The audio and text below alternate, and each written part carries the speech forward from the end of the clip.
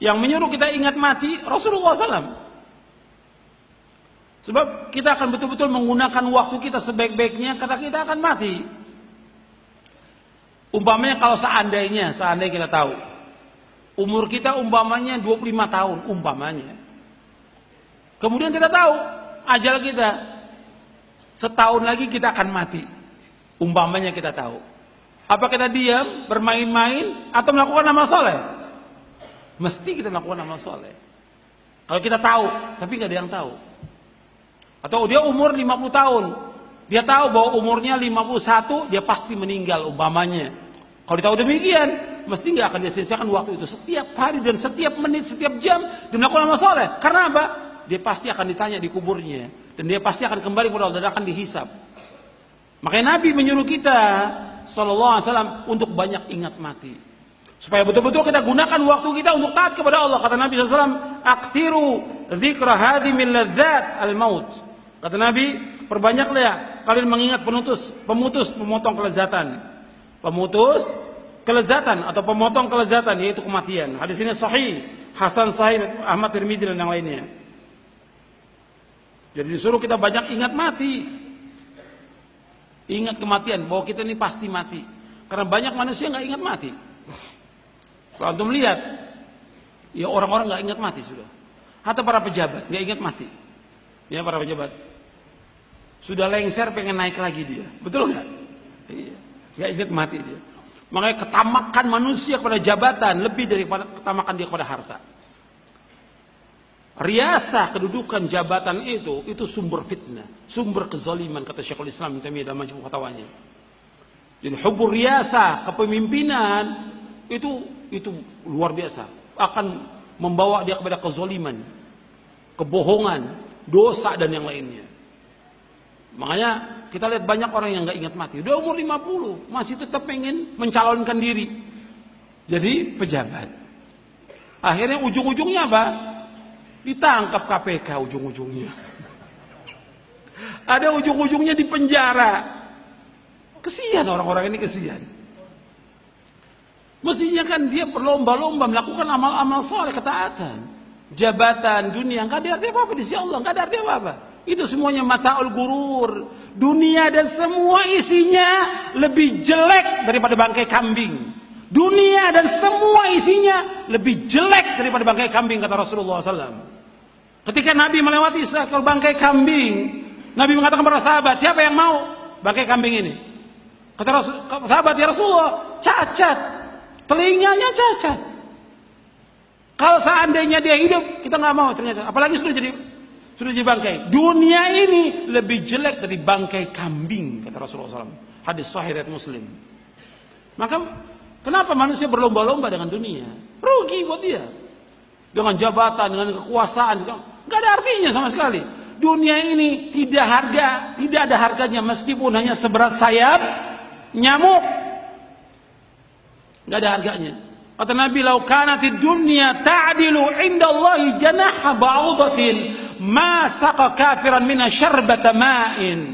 Kata Nabi, kalau seandainya dunia berharga seberat sayap nyamuk, orang kafir nggak akan diberikan minum oleh Allah. Setetes air nggak akan diberi. Dunia ini nggak ada harganya. Kalau nggak ada harganya, ya kita cari yang mana? Akhirat kita cari.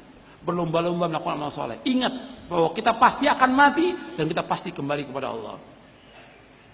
Kemudian ini orang yang cerdas. Orang yang cerdas, yang selalu ingat mati, selalu mempersiapkan diri, membuat bekal. Bukan orang yang cerdas itu orang yang pintar seperti sekarang ini. Punya kedudukan, punya jabatan, pintar ngomong, pintar sekali. Bukan. Orang yang pintar menurut Rasulullah adalah orang yang selalu ingat mati dan mempersiapkan bekal. Antum baca hadisnya.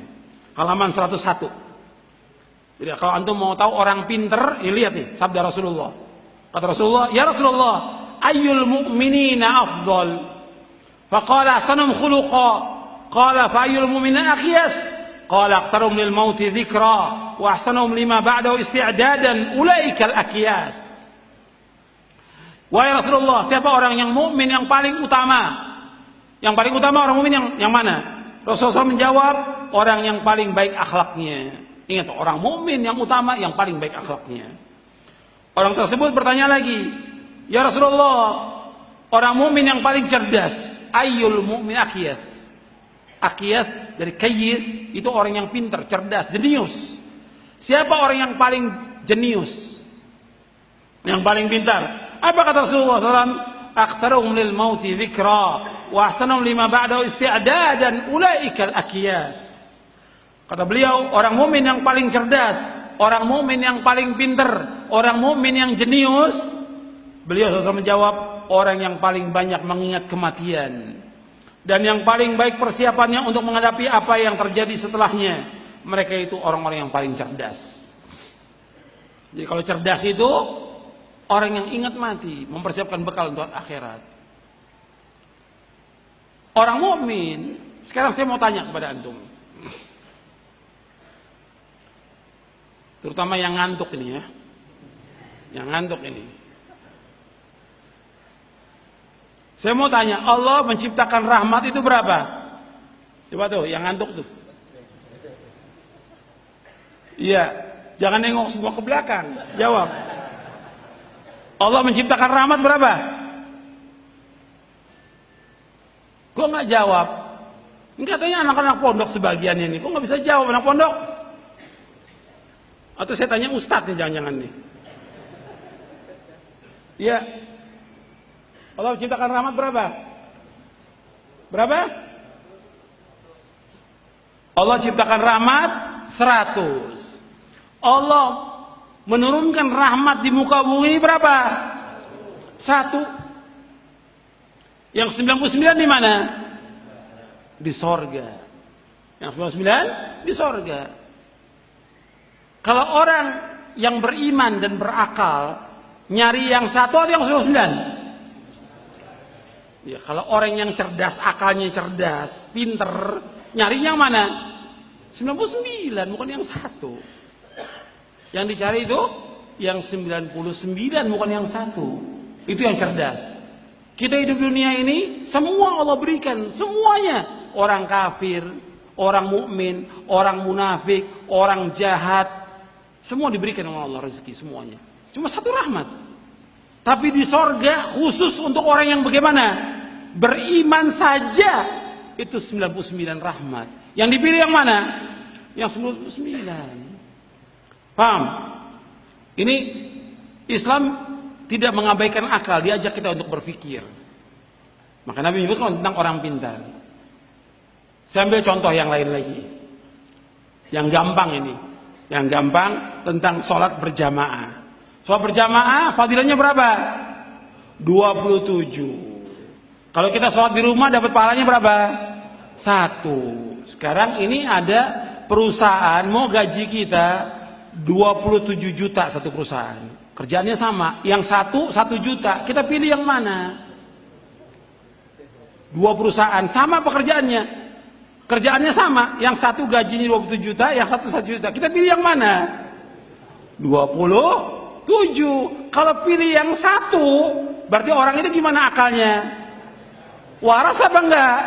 Enggak waras. Makanya kita pilih apa? Sholat berjamaah 27 derajat. Paham? Nah.